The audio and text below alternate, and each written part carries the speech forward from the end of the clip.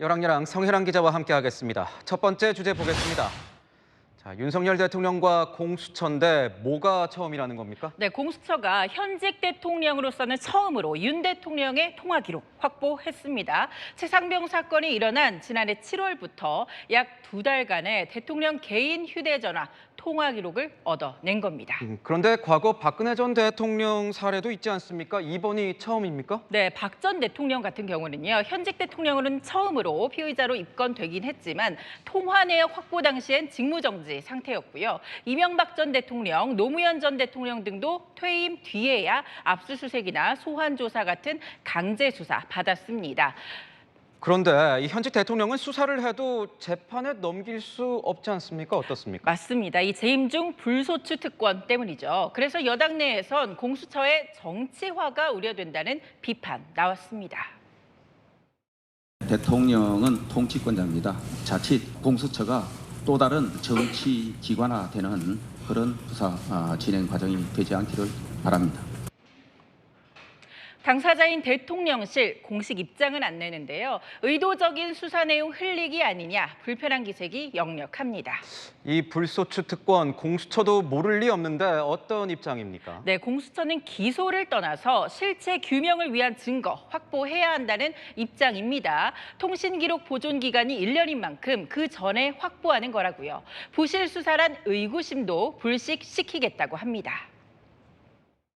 어쨌든 국민들의 관심이 있는 사건의 통화 기록 확보하는 데 대해서 만전에 최선을 다하겠습니다. 7월 19일이면 1년이면 통화 기록 삭제되잖아요. 수사 제대로 할 의지가 없어 보입니다. 이게. 휴대폰 저 통화 내역 우리가 흔히 줄여서 통신영장이라고 하는 통신영장 청구를 했는데 다 기각됐습니다. 3번의 영장 기각 끝에 통신 기록 확보한 공수처. 수사 결과로 보여줄 수 있을지 지켜보겠습니다. 네, 다음 주제 보겠습니다. 정봉주 최고위원 후보 오늘 또 보는데 어제 발언의 후폭풍이 거센 것 같습니다. 네, 해명 기자회견을 하긴 했지만요. 논란은 점점 더 커지고 있습니다. 정봉주 후보의 어제 명파리 언급에 다른 최고위원 후보들 역공에 나선 겁니다. 이재명 파리하며 실세 놀이하는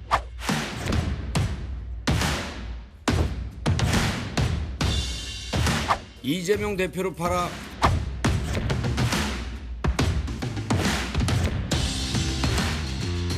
이재명을 위한다며 내부를 갈라치고 관심 끌기 용인 것 같은데요? 굉장히 과거의 계보 정치적인.